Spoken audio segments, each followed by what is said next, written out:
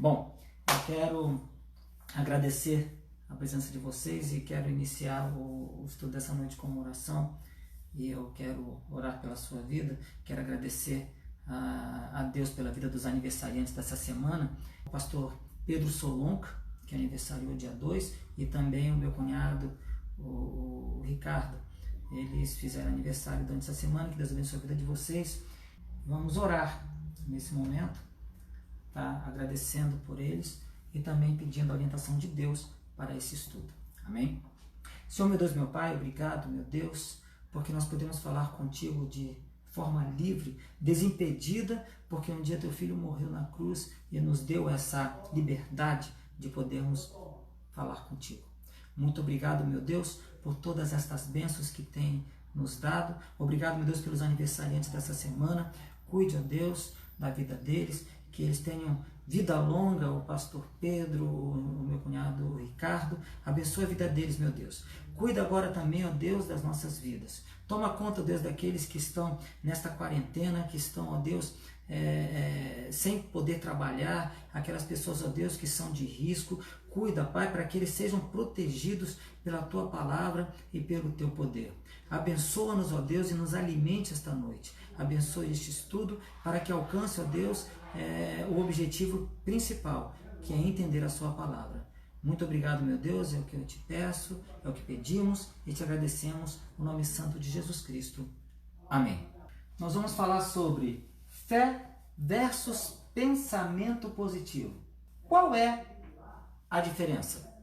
Tá? Fé, pensamento positivo, qual é a diferença? Primeiro, eu quero que você, antes de a gente falar sobre esse estudo, a expectativa dele, a intenção desse estudo que nós vamos fazer essa noite, é que você saiba fazer a diferença do que é fé e do que é pensamento positivo. Isso por quê? Porque nós estamos cercados de muitas informações, nós estamos cercados de informações na internet, pelo Facebook, pelo Instagram, nós estamos sendo bombardeados por informações pelo WhatsApp, nós temos bombardeios de informações pela TV, no meio jornalístico, esses meios que são formadores de opiniões. Então, de tudo que a gente ouve, nós somos muitas vezes levados a confundir fé com pensamento positivo. Você acaba não sabendo exatamente se você está tendo fé ou se você está tendo um pensamento positivo. Então, como diferenciar? Recentemente, eu fiz um curso na área de avaliação de imóveis, perito avaliador de imóveis, e o nosso instrutor, que é uma pessoa muito renomada, muito conceituada nesse ramo, ele sempre diz pra gente assim: tenha fé. Tudo que você vai fazer, vai, aceita que você vai fazer e vai com fé, tenha fé. Ou seja, esta fé, ela é ligada a pensamento positivo ou é fé mesmo? Como é que você tem entendido essa situação do que é fé e do que é pensamento positivo? Esse é o objetivo do nosso estudo hoje, é você fazer essa diferenciação do que é fé e do que é pensamento positivo. Então, convido você a ficar tranquilo, respirar bem fundo, não esqueça de pegar a sua Bíblia, nós vamos trabalhar bastante com ela, sempre trabalhar, porque aqui dentro está as maravilhas de Deus para nós. Pega papel, caneta, começa a anotar, porque nós vamos fazer uma viagem pelo mundo da fé. Nós estamos fazendo já um trabalho de estudos desde já de 2 domingos, 3, 4 domingos sobre fé, sobre vida cristã, e a gente está batendo muito nessa tecla. E a fé, ela me chamou muita atenção, porque é o momento que muitas pessoas estão buscando, é o momento que muitas pessoas estão se incentivando a mostrar a fé que tem. Então, mas nem sempre essa fé, ela está ligada à fé cristã, mas está ligada ao pensamento positivo. Né? Então, o que nós queremos hoje? Nós queremos que você saiba essa diferença. Então, pega aí a sua Bíblia, caneta, papel, tá? Junto aí com o seu familiar, junto com o seu irmão, nós vamos começar a aprender e saber que diferença é da fé versus pensamento positivo. Mas, então nós vamos fazer o seguinte, não vou aqui nós vamos fazer assim, um breve histórico do pensamento positivo. Não vou falar sobre o pensamento positivo, não vou explanar, não vou contar em detalhes o que é pensamento positivo, mas eu vou falar alguma coisa, assim, uma explanação para que a gente possa entrar na fé, porque o objetivo daqui é falar mais de fé do que de pensamento positivo. A ideia aqui é que você entenda como ter fé do que ter o pensamento positivo, ou seja, você saber a hora que você está pensando positivamente e a hora que você está tendo fé. Bom, o pensamento positivo é uma filosofia, tá? Uma doutrina. Ela já vem de muitos anos, tem mais de 100 anos essa doutrina, inclusive esse movimento ele trabalha com a ideia de que a pessoa bem estudada, a pessoa bem instruída, as tecnologias que envolvem essa pessoa pode nos dar uma vida melhor se nós tivermos pensamentos positivistas quanto a isso. Então, a pessoa bem estruturada, bem ajudada, baseado nos seus mecanismos que ela tem, nas suas ferramentas de vida que ela tem tem uma possibilidade de se dar bem, de estar bem, de viver bem, de estar super bem, enfim, tudo de melhor para a sua vida com o pensamento positivo. Então, o pensamento positivo, a bandeira do Brasil, para vocês terem uma ideia, ela é positivista. O que diz ali? Ordem e progresso. Isso é uma base do pensamento positivo, que já é um movimento que faz o quê? É um movimento onde o homem aprende a confiar em si mesmo, baseado no que ele aprendeu, baseado nas ferramentas que ele tem, para ter bons pensamentos. Então, é um movimento onde o homem, ou faz com que o homem aprenda a confiar em si mesmo. Eu quero dizer aqui que não há nada de errado em você ter pensamentos positivos. Não há nada de errado que isto funcione bem no seu trabalho ou em qualquer outra área da sua vida. Eu não estou aqui fazendo um alarde, né? Não sou o arauto contrário ao pensamento positivo. Não, isso não é o caso. Não estou defendendo e também não estou falando mal do pensamento positivo. Eu estou dizendo o que ele é e qual a diferença da fé. Então ele pode funcionar na minha profissão, a profissão que é a mesma do Fábio. A gente tem que acordar todos os dias de manhã e colocar na cabeça o seguinte: hoje eu vou vender um imóvel. Nós temos que sair todos os dias de casa com um objetivo único: eu preciso vender um imóvel. Porque é o nosso ganha-pão. Então você sai de casa, você já tem que sair com uma coisa de pensamento positivo. Mas será que isso é fé? O que acontece com a fé? O que é o pensamento positivo? É um movimento onde faz com que o homem aprenda a confiar em si mesmo. Só que a fé é um sentido contrário. A fé faz com que o homem aprenda a confiar em Deus. Sai o homem, sai o si mesmo, sai o eu mesmo e você aprende a confiar em Deus. Então a fé tem essa diferença de cara do pensamento positivo. Ela vai na contramão do pensamento positivo. O pensamento positivo é algo que eu quero de bom para mim, exclusivamente para mim, é o que eu quero para mim e simplesmente para mim. Porque eu preciso, e cada pessoa tem que ter isso. Agora, a fé é diferente. Ela faz com que o homem aprenda a confiar em Deus. Muito bem.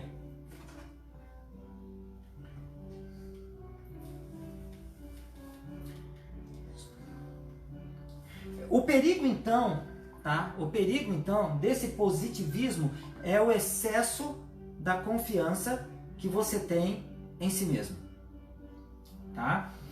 A fé leva ao contrário. Vamos continuar então aqui. Por isso que eu quero que você abra sua Bíblia agora em Hebreus 11. Nós vamos trabalhar um pouco com esse texto, que nada mais de extraordinário do que usar o texto escrito aos Hebreus, tá?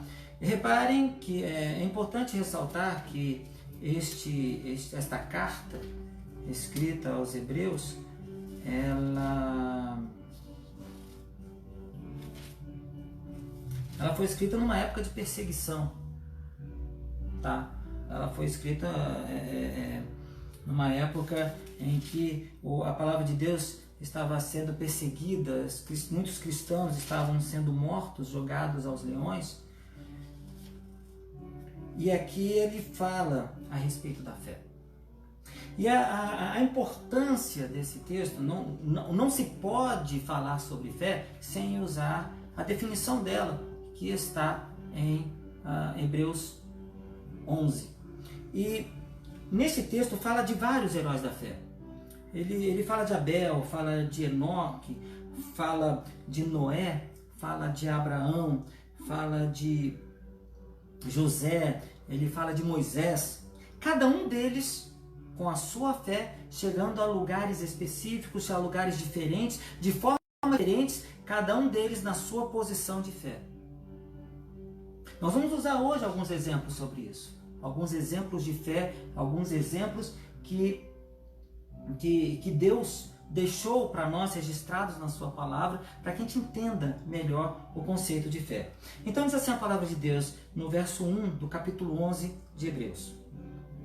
Ora, a fé é a certeza das coisas que se esperam e a convicção daquelas que não se veem. Só um momentinho.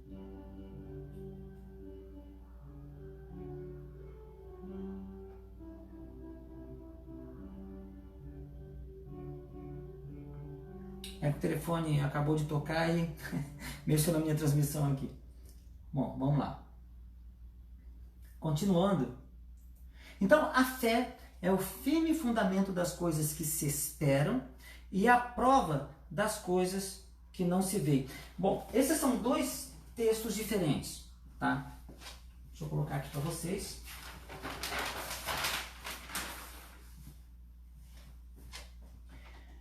Aqui começa o nosso estudo. Conceitos de fé. Hebreus diz, prestem atenção nos detalhes. Olha só. Uma versão diz o seguinte: a fé é o firme fundamento das coisas que se esperam e a prova das que não se veem, ou seja, das coisas que não se veem. Já o texto que nós lemos agora diz que a fé é a certeza das coisas que se esperam e a convicção, né? E a convicção daquelas que não se veem. Então, vejam só as palavras que nós temos aqui. Eu tenho o que eu chamo de firme fundamento,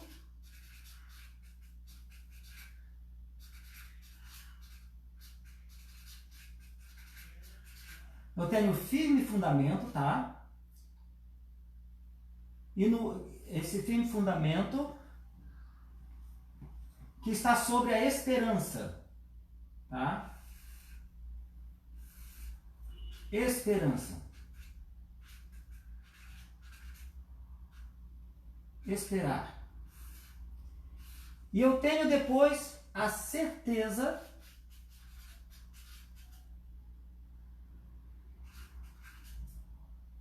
tá? Perdão, a certeza é aqui. Opa! Não dá para confundir, tá? Ó, firme fundamento das coisas que se esperam e a convicção ou convicção dos fatos ou a prova. Veja bem, o que eu tenho? Eu tenho uma certeza, que é o firme fundamento das coisas que eu tenho que esperar, e eu tenho uma convicção. Essa convicção eu posso dizer que é uma convicção de fato ou dos fatos, que significa que é uma prova. Então, é o firme fundamento das coisas que se esperam e a prova daquilo que eu não vejo, ou a prova daquilo que não se vê. Tudo isso está baseado numa coisa naquilo que chamamos de coisas. Na verdade, não é a base, na verdade é o objeto. Eu tenho o firme fundamento das coisas que se esperam e eu tenho a convicção dos fatos, a prova das coisas que eu não vejo. Afinal, o que é uma coisa então?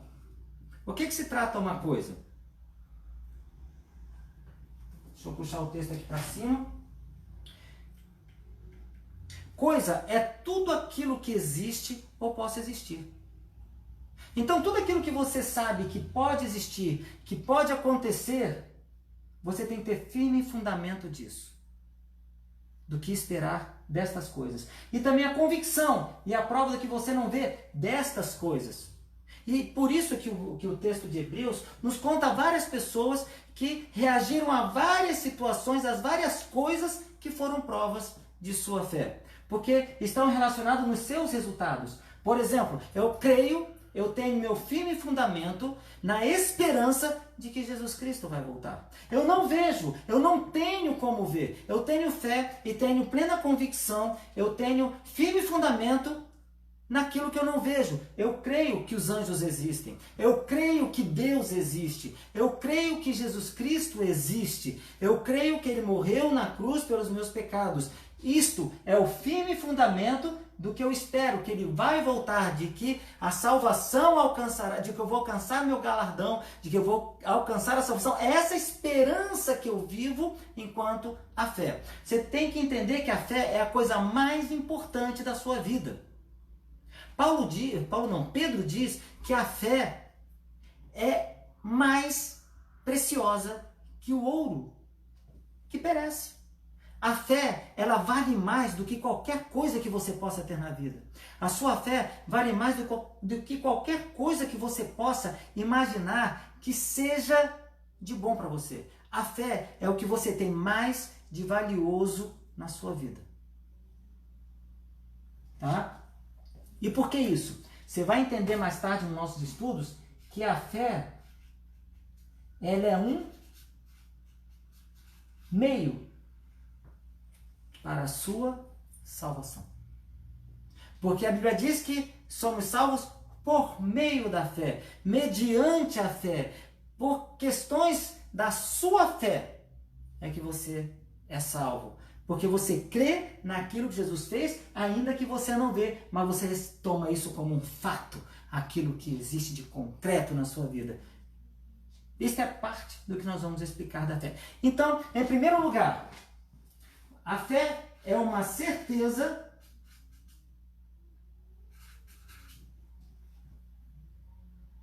da esperança, mais a convicção.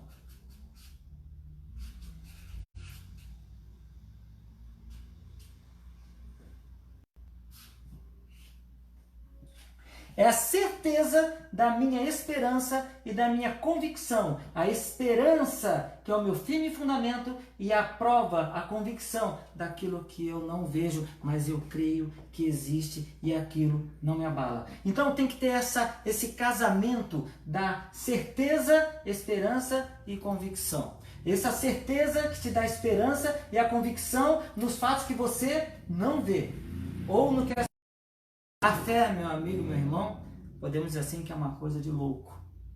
Tá? É uma coisa assim que ninguém acredita, porque a pessoa que tem fé, quando Jesus disse, olha, é tão importante a fé, que se você tivesse a fé do tamanho de um grão de mostarda, você diria a este monte, lança aqui e se joga do outro lado, e esse monte faria isso, por causa do tamanho da sua fé. Mas como eu posso ter essa fé tão convincente?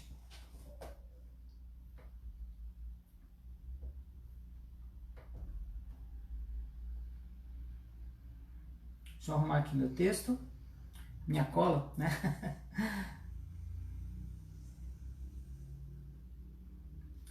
Ou seja, eu posso acreditar, por exemplo, que eu vou sair de casa certo, convicto de que eu vou vender um imóvel.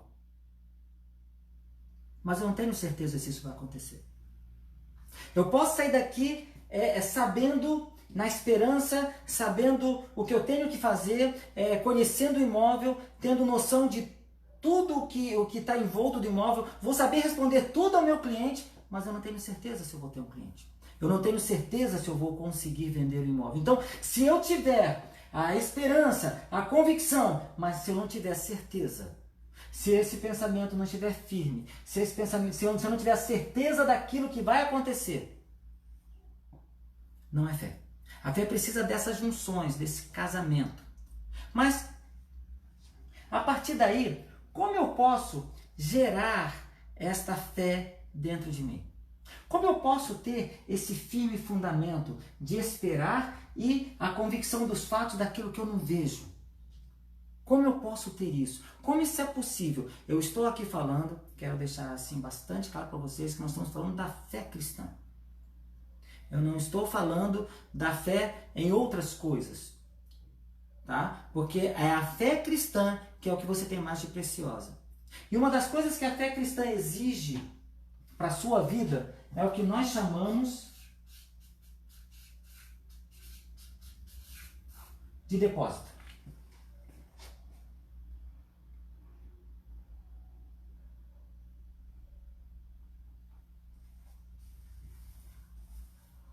Antes de falar sobre o depósito, eu acho que eu me adiantei aqui, eu quero contar a história para vocês, uma história bem interessante, de 3 amigos, vocês já devem saber mais ou menos de quem estou falando, que eles demonstraram uma fé incrível.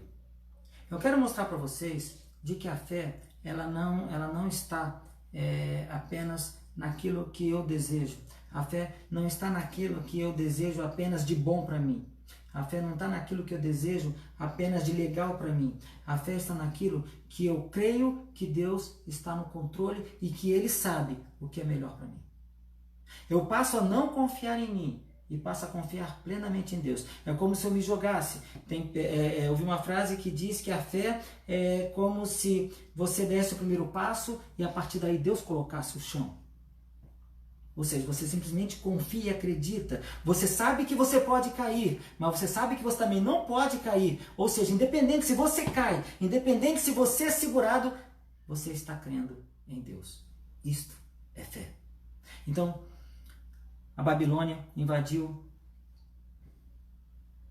a Israel e Judá e levaram de Judá alguns amigos, 4 jovens que se destacaram.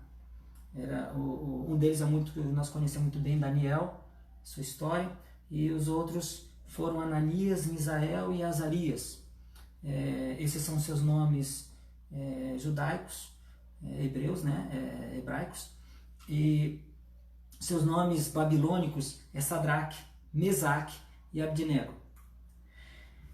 Certa vez, Nabucodonosor fez uma estátua de 30 metros de altura por 3 metros de largura. É como se fosse um grande poste, bem largo, um tótem bem grande, de 3 metros de largura por 30 metros de altura.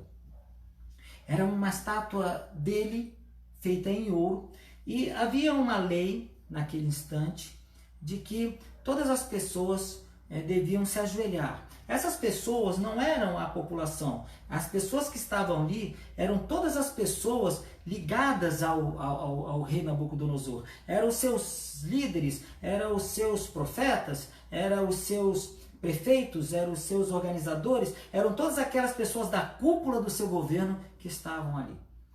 E Sadraque, Mesaque e Abdenego eram as pessoas que tinham sido trazidas para a cúpula do governo de Nabucodonosor, e ele diz que havia lei de que ao tocar a cítara, a harpa, todos os instrumentos, as pessoas deviam se ajoelhar e adorar a estátua de ouro que Nabucodonosor havia feito. Como eram muitas pessoas, chegou aos ouvidos de Nabucodonosor que 3 homens, eles não fizeram isso, eles não se ajoelharam. E havia nessa lei, havia uma penalidade de que aquele que não se ajoelhasse ao tocasse o som da trombeta e de todos os instrumentos de sopro, e se aquela pessoa que não se ajoelhasse, ela seria jogada numa fornalha de fogo ardente. Tá? Ou seja, é uma fornalha onde o fogo ele era alto e que consumia tudo que fosse jogado lá dentro. E o som da trombeta tocou. Os instrumentos tocaram. E aqueles 3 homens não se ajoelharam.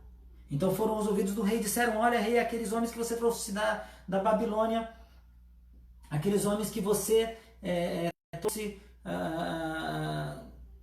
daquele povo cativo, 3 homens daqueles, ó rei, eles não se ajoelharam. E o rei se enfureceu e os trouxe à presença deles. E estava muito preocupado porque o rei deu-lhes a confiança, o rei deu para eles direitos sobre a sua cúpula, eles tinham as suas determinações ali, estavam de certa forma muito bem resolvidos junto à Babilônia, ainda que cativos, mas eles estavam servindo ao rei ali, e o rei falou: por que vocês não estão fazendo isso? Eu vou tocar de novo essa trombeta.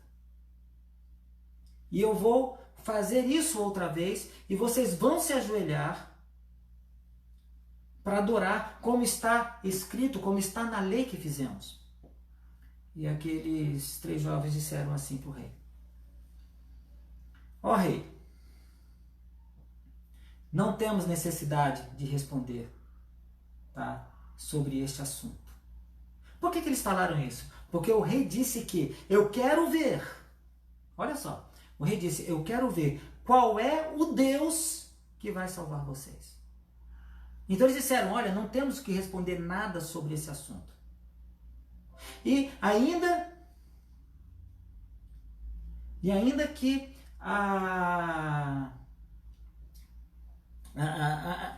assim, ainda que você faça, ainda que você force, ainda que você jogue a gente, ainda que toque as trombetas, ainda que seja o que for, nós, rei, nós não vamos nos dobrar a isso. Nós não vamos nos ajoelhar. Porque o Deus que nós cremos, eles foram enfáticos nisso. Olha só o que é fé. Olha que interessante a palavra de Deus. O Deus a quem servimos, Ele poderá nos livrar das tuas mãos, ó rei. Mas eles ainda completaram: mas rei, fica sabendo de uma coisa.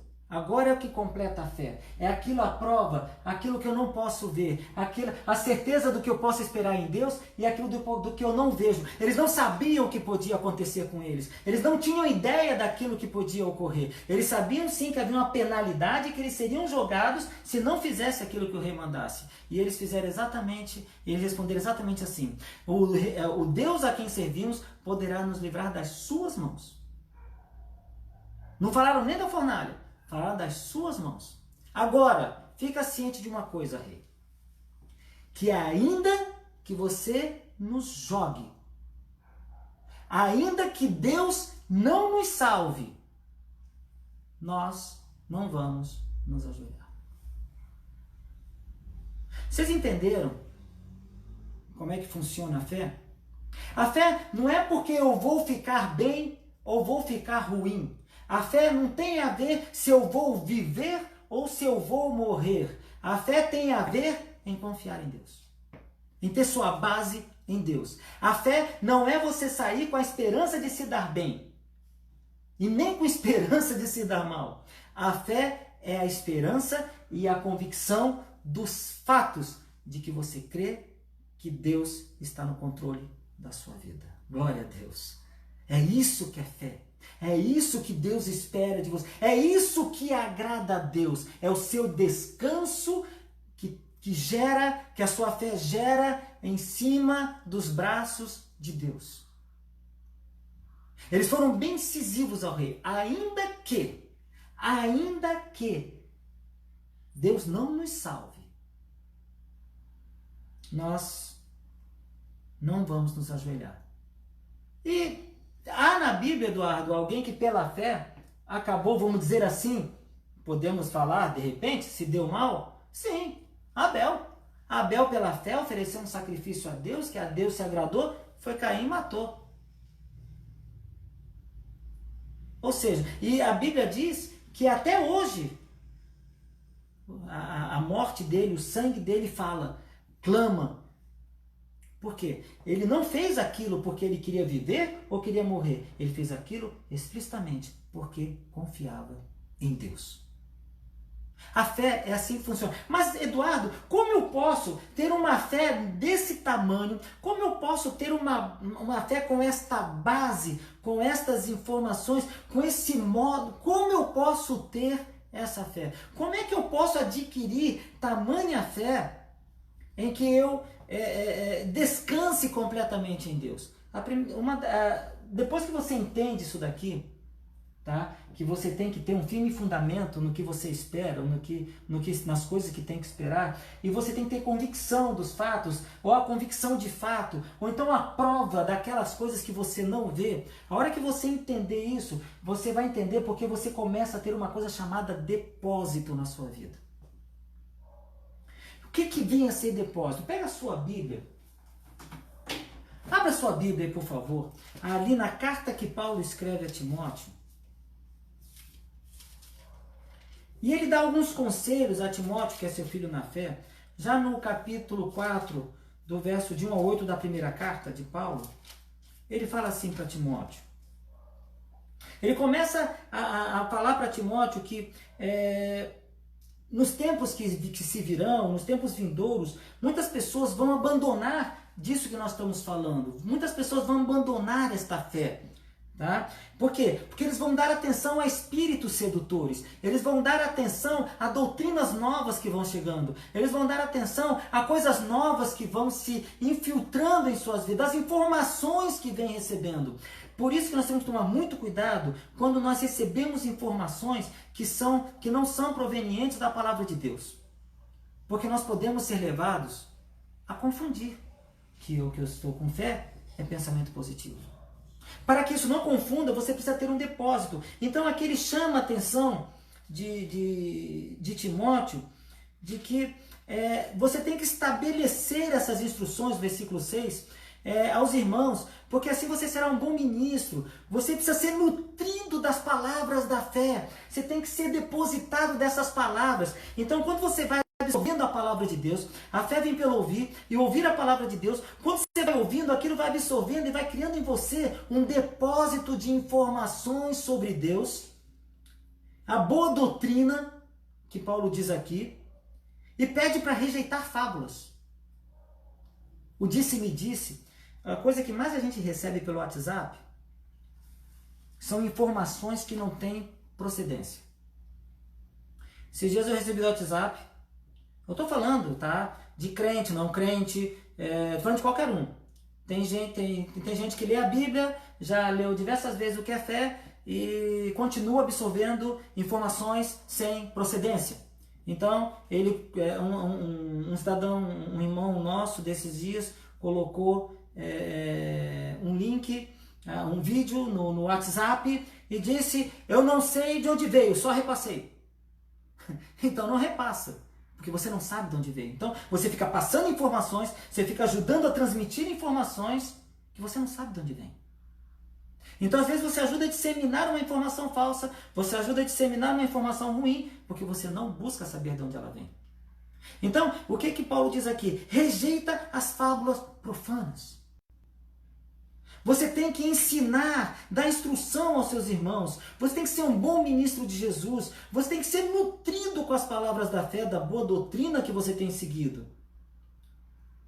E ele completa: fiel é esta palavra e digna de toda aceitação, porque para isto mesmo trabalhamos e nos esforçamos. Ordena estas coisas e as ensina. Para que você possa ordenar, para que você possa ensinar, para que você possa passar, você tem que ter este depósito. E Paulo confirma isso na sua segunda carta a Timóteo, que diz assim, a partir do verso 13 até o verso 14, isso, o verso 13 e o verso 14, que diz assim, retém o padrão das sãs palavras que de mim ouvistes. Retém, deposita, guarda o depósito das palavras que de mim ouvistes na fé e no amor que está em Jesus Cristo. Guarda o bom depósito, por intermédio do Espírito Santo que vive dentro de nós. Então você precisa ouvir a palavra de Deus, você precisa se motivar com a palavra de Deus, você precisa ler muito para Deus, você tem que ouvir o Espírito Santo, que é o teu melhor amigo nessas circunstâncias para ouvir e entender a palavra de Deus. Você precisa buscar o entendimento da palavra de Deus, você não pode ser preguiçoso em entender a palavra de Deus, porque isso vai gerando depósito na sua vida, você vai guardando as coisas. O meu pai, vou usar aqui meu pai de exemplo, mas eu ouvia sempre deles dizendo o seguinte, meu pai tem algumas frases assim incríveis, por exemplo, que o seguro morreu de velho, né? Quem come duas vezes, quem guarda come duas vezes, entende?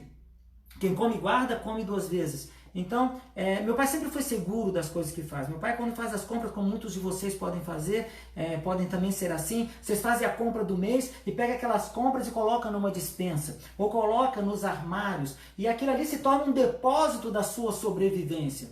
E você, quando um país, quando vai à guerra em outro país, ele não vai sem seus suprimentos, seus depósitos que tem. Hoje o país está sobrevivendo desse coronavírus, ele está tentando ajudar as pessoas que não têm condições financeiras, tirando dos seus depósitos financeiros para poder ajudar essas pessoas. Então, o depósito é isso, é a quantidade das coisas que você tem para exercer algo que você precisa. E você precisa de depósito da palavra de Deus na sua vida. Guarda o bom depósito por intermédio do Espírito Santo que habita em nós. É este depósito, é estas informações, é esta quantidade da palavra de Deus na sua vida que vai te ajudar a ter certeza da esperança e a convicção dos fatos daquilo que você não vê, que vai te ajudar a confiar mais ainda em Deus. Mas o que acontece com esse depósito? Quando você tem todo esse depósito aqui, quando você já entende a fé, quando você já tem esse depósito da palavra de Deus na sua vida, então está na hora de você ser provado com ela. Está na hora de você jogar a sua âncora da sua vida, a âncora da sua alma, na sua fé. Essa sua fé, nesse momento, ela precisa ter o que nós chamamos de substância.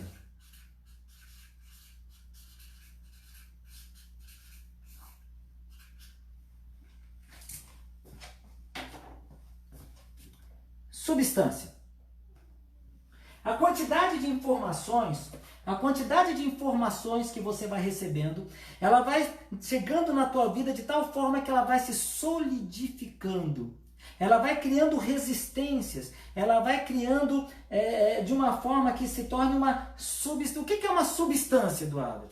Substância é aquilo que conserva a sua força ou ação. É uma coisa duradoura. Substância é aquilo que não pode ser abolido, aquilo que não pode ser suprimido, roubado ou destruído. Substância é isso, algo que subsiste, algo que não tem como ser removido da sua vida. Então você só tem substância da sua fé quando você começa a ter depósito a partir do momento que você entende que você deve confiar totalmente em Deus. Então esse depósito, essas informações da palavra, tá, de Deus, eu estou falando isso, tá? Desse depósito da palavra de Deus, é tudo, tá, amados? É tudo. Tem muita gente que não está indo à igreja, tem muita gente que não está assistindo o culto da Escola Bíblica Dominical, mesmo que seja pela TV. Tem pessoas que não estão assistindo agora nem esta live aqui, e nem nenhuma outra de qualquer culto, e querem ter fé. E querem passar por todas as provações e querem que aquilo que nós comentamos no domingo passado, que a pessoa que construiu a sua casa sobre a rocha, eles querem que a sua casa não caia. Mas como você vai ter fé se você não tem depósito? Se você não aprende, se você não ouve, se você não guarda? Mediante o Espírito Santo. A quantidade desse depósito, ele sedimenta dentro de você, da sua alma, até se tornar uma substância firme, sólida. Abra sua Bíblia aí em Hebreus, capítulo 6, o verso 19, que diz que a esperança que temos é como uma âncora segura e firme da alma. Será que nesse período de coronavírus, nesse período de dificuldade, nesse período de instabilidade, seja financeira, se você não sabe se você vai pegar ou vai deixar de pegar o coronavírus, nessa dificuldade que você tem hoje, você está trancado dentro da sua casa, você não sabe o dia de amanhã, essa sua âncora que está sendo jogada sobre essa substância da sua fé, vai ser suficiente? Em qual área da sua vida você tem falhado na certeza? Em qual parte da sua vida você tem tido dificuldades em saber que ao jogar a sua âncora, você não terá a sua vida destruída com os ventos, as torrentes, aquilo que pode derrubar a sua casa? Guarda o bom depósito. Essa quantidade de informações, elas vão se solidificar e vão se tornar uma substância que não poderá ser abolida, destruída, roubada da sua vida. É necessário que aconteça isso. Isso, nós estamos falando aqui 2.000 anos, mais de 2.000 anos depois, mais de 3.000 anos depois, 4.000 anos depois, de pessoas que mostraram isso sem precisar de todas essas explicações. Pessoas que tiveram a sua fé firme, inabalável. Vamos usar alguns exemplos claros. Abraão, ele teve a sua maior prova de fé. Abraão era considerado amigo de Deus, tá? Era papo 10. O cara conversava, Deus conversava com Abraão assim como eu estou falando com você agora, ou como se você estivesse aqui. O negócio era frente a frente. Deus levava Abraão para fora da tenda e dizia: tá vendo as estrelas do céu? Era assim que Deus conversava com Abraão. E Abraão teve uma dura provação. Deus pediu seu filho. O filho que Deus prometera a ele, Deus pediu para que Abraão sacrificasse.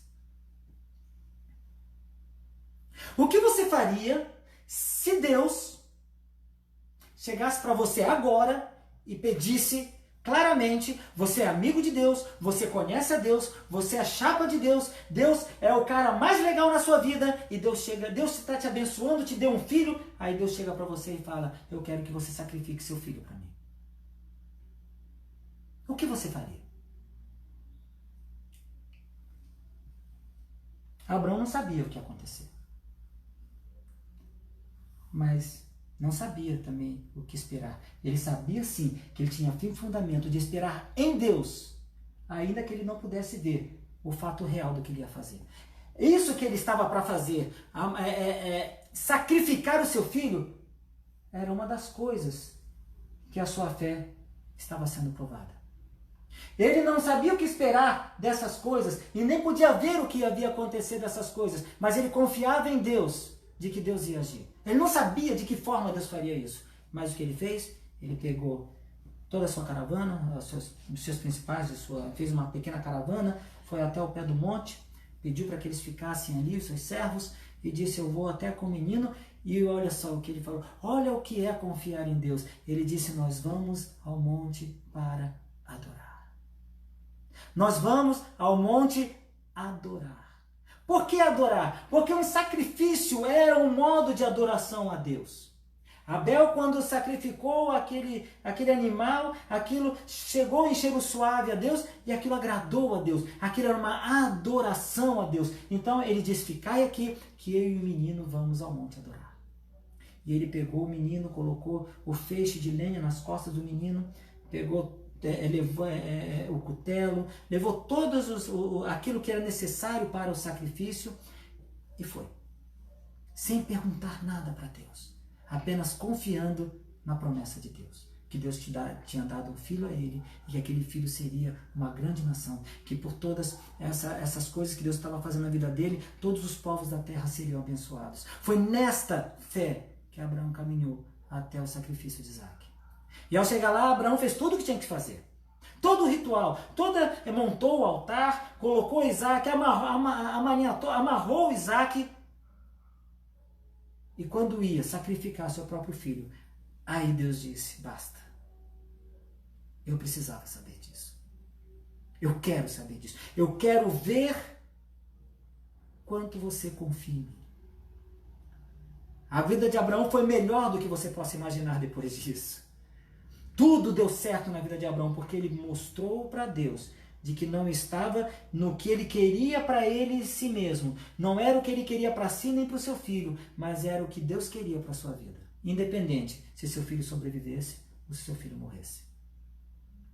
Esse depósito, essa substância, ela vai nos gerar o que gerou em Abraão. Ele lançou a sua âncora sobre esta fé, sobre esta base firme, e a sua vida não foi abalada. Então, guarda o bom depósito. E a esperança que para nós, no capítulo 6, verso 19, esta é a esperança que temos como uma âncora segura e firme, que penetra mais profundamente. Algo que não te tira do lugar. E em quarto e último lugar, muito importante, vou pegar outra caneta aqui, muito importante,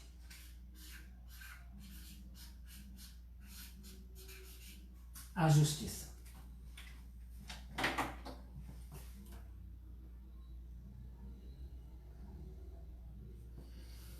É impossível você ter fé sem depósito, sem solidificação desse depósito, destas informações, para que você possa jogar a sua âncora da alma, se você não procurar a justiça de Deus. Abra sua Bíblia em Romanos 3, no verso 22, Romanos capítulo 3, no verso 22, sem pressa. Estou abrindo aqui bem devagar, para que você tenha tempo também de encontrar na sua Bíblia. Tá? Diz assim a palavra de Deus, quando Paulo escreve aos Romanos, no capítulo 3, verso 22. Tal justiça de Deus é sobre todos, por meio da fé em Jesus Cristo, para que todos os homens que creem, pois sabemos que não há acepção. Vou repetir. Na tal justiça de Deus é sobre todos por meio da fé em Jesus Cristo e para todos os homens que creem, pois sabemos que não há acepção. A justiça por meio da fé. O que diz a palavra de Deus? Que Abraão foi justificado. O que Abraão creu em Deus, Abraão teve convicção, certeza, firme fundamento do que esperar, ainda que não visse, ele já tinha a comprovação dos fatos, ele já tinha uma convicção também de fato, ele, de tudo aquilo, por ter crido daquela forma, ele foi justificado. Deus tornou isso por justiça. A palavra de Deus diz, Jesus mesmo disse que buscai primeiramente o reino de Deus e a sua justiça, e as demais coisas vos serão acrescentadas. Toda fé, tá, que rejeita a justiça de Deus, ela não é fé. Tudo aquilo que você faz, que isso rejeita o que é justo de Deus para a sua vida, o que é justo de Deus nas coisas, naquilo que Deus deixou para nós, escrito, falado, testemunhado pelo Espírito Santo, testificado por Ele, tudo aquilo,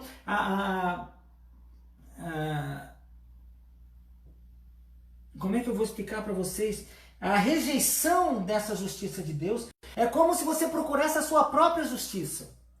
Quando eu busco a minha própria justiça, quando eu quero, porque eu quero vencer, porque eu quero fazer, eu quero que aconteça, eu quero ser curado, eu quero porque eu posso, eu estou procurando a minha justiça. Isso não é fé.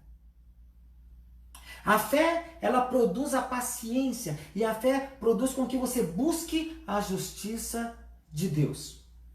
Por quê? Porque a fé vem pelo ouvir, já falamos isso aqui, a fé vem pelo ouvir a palavra de nosso Deus. Se você tem a sua fé, tá? Se você se o que você está baseando a sua vida não está na justiça de Deus, a sua fé está enfraquecida. Se você não está buscando a justiça de Deus, você não está buscando o que Deus quer para a sua vida, você tem uma fé completamente fraca. De nada vai adiantar o seu depósito, de nada vai... Tudo que você ouve, se você não buscar a justiça de Deus, você tem uma fé enfraquecida. Se você é um péssimo ouvinte da palavra de Deus, você tem uma fé enfraquecida. Se você não busca a palavra de Deus, você tem uma fé enfraquecida. Se você não entende, se você não quer saber de Deus, a tua fé é enfraquecida. Por quê? A justiça de Deus para a sua vida é o que você tem de melhor para a sua fé. E hoje, digo para você, repito, a sua fé é o que você tem mais importante na vida. A sua fé vale mais do que o ouro fino. E ele perece. a sua fé não tem como se abalar. Porque você precisa ter todas essas coisas.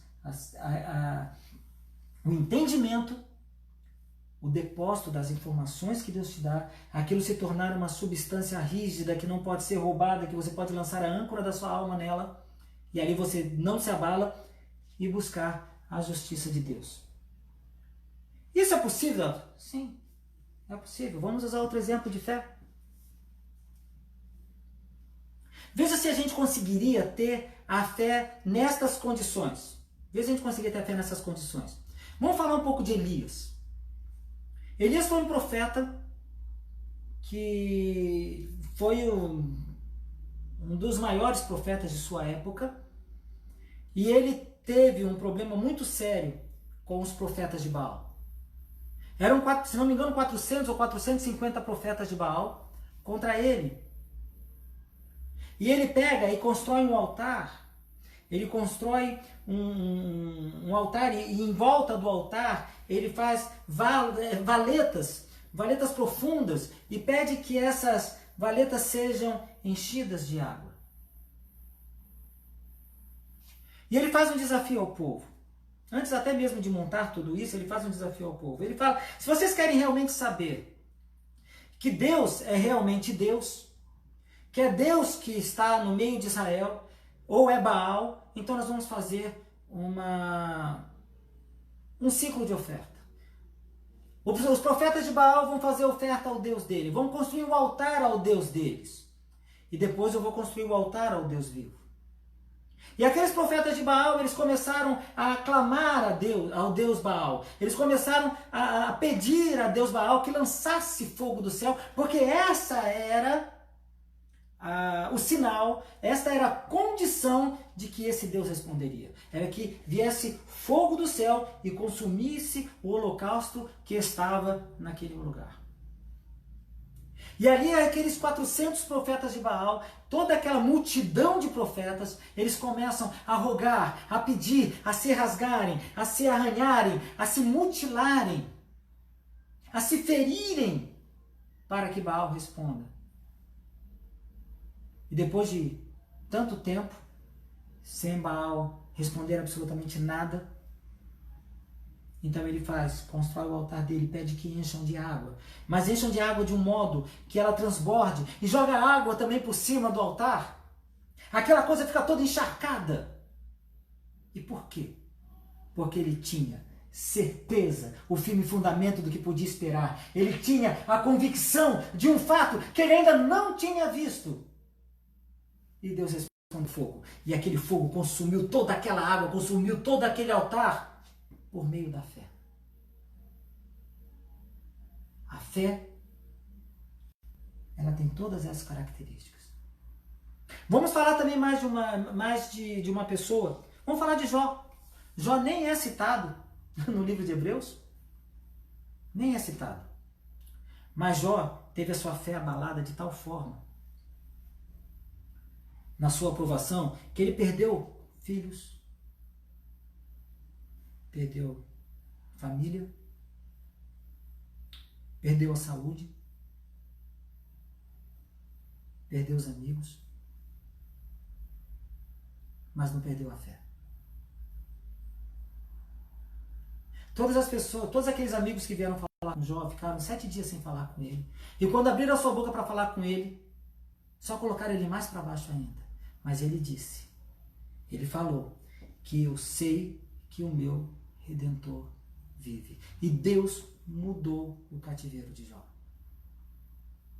Então, a fé, ela tem essas circunstâncias de que você precisa entender como ela funciona. Você precisa ouvir a palavra de Deus para que esse depósito se torne uma substância rígida, ela se torne sólida, para que você possa jogar a âncora da sua alma nela, para que você possa ficar seguro na sua vida. E assim, buscar a justiça de Deus. Por que tudo isso? Porque sem fé, o texto de Hebreus 11 diz, sem fé é impossível agradar a Deus. Você não pode agradar a Deus se você não tiver fé. A fé é a única coisa que você tem que agrada a Deus. E para agradar a Deus, a fé ela tem que ser nele, independente se você quer viver ou morrer, se dar bem, se dar mal, independente do que possa acontecer, a fé ela tem que ser em Deus. Esta é a fé inabalável. Então eu perguntaria para você o seguinte: qual é a fé que exige mais, então? A fé que exige mais seria, vamos botar aqui, ó, qual a fé que exige mais? Qual a fé que exige mais? Vamos ver. É para obter o milagre?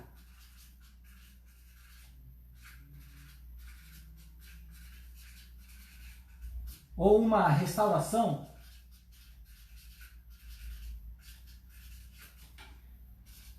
Ou a fé que exige mais é a fé para que você tenha prosperidade? Ou será que a sua fé ela é mais exigida se você tivesse que morrer? Tipo, como diz a palavra de Deus, que tem vários, ser jogados aos leões, ser cerrado ao meio. Esta fé que exige que você perca a sua vida, é a fé que pode te exigir mais? Ou talvez a fé de entregar seus filhos?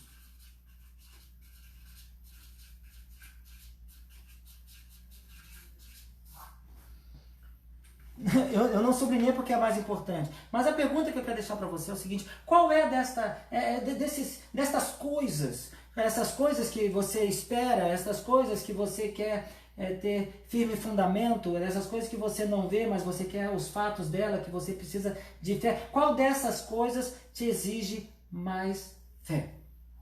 A fé em obter um milagre, uma restauração? A fé na prosperidade, ou a fé de você morrer, ou de entregar seus filhos, muitas vezes um filho seu, pai, mãe, eu quero ser missionário, lá onde os cristãos estão morrendo, mãe. Eu quero conversar, eu quero levar a palavra de Deus ali. Aí você pega, não, meu filho, não vai, meu filho, você não pode ir. Aí você pega, coloca seu filho debaixo das tuas asas, e você não permite que Deus faça a obra na vida de seu filho, porque você não quer entregar seus filhos. A sua fé não é o suficiente para isso. Ou talvez a sua fé não seja suficiente para morrer. Talvez seja um dia em que nesses sinais que estão acontecendo, nessas contrações, vai chegar uma hora que você vai ter uma situação complicada na sua vida, que vão dizer: negue a Jesus ou você morre. Como vai ser a sua fé nesse momento? Porque eu vou dizer para vocês, esta aqui é um modo mais fácil de ter fé. Nesta aqui, você não tem provação da sua fé. Porque é o modo mais fácil, é o modo mais comum, é o modo mais simples de ter fé. Porque eu quero ter um milagre, eu quero ter a cura, eu quero ter restauração, eu quero ter... É somente o que vemos hoje. Mas, na hora de que Deus quer ver se você crer nele, esta fé é que vai sobressair.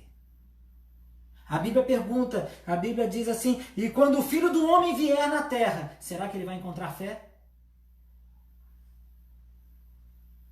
Deus olhou na época de Noé para toda aquela civilização e ele não achou um justo, nenhum sequer. Só achou a família de Noé para que pudesse salvar. Será que quando o Filho do Homem vier, ele vai encontrar fé na terra? Para que você tenha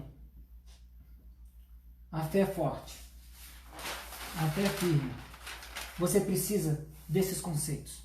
Do conceito da fé, do conceito de depósito, do conceito de substância e do conceito de justiça. Sem fé, gravem isso, é impossível agradar a Deus. Grave também isso, a fé é a coisa mais importante que você tem na sua vida.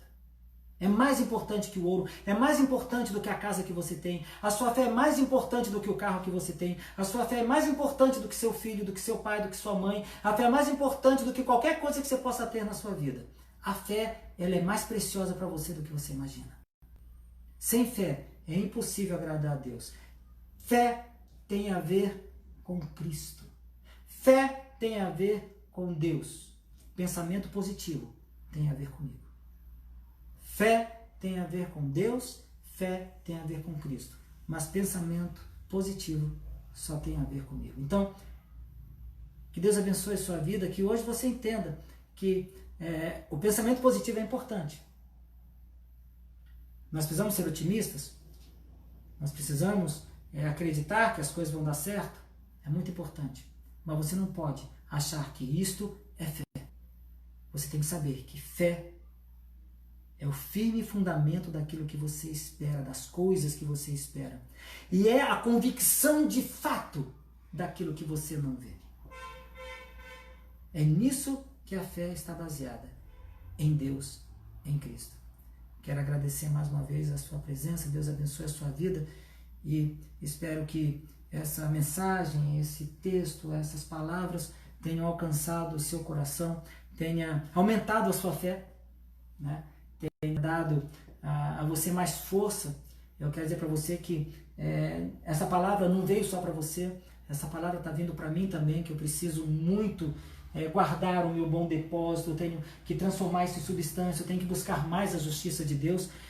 Tudo isso que eu falei aqui não me faz a pessoa mais forte do mundo, mas me dá mais atitude para transformar tudo aquilo que eu sei da palavra de Deus numa fé mais forte, que possa ajudar as outras pessoas também a alcançar a sua.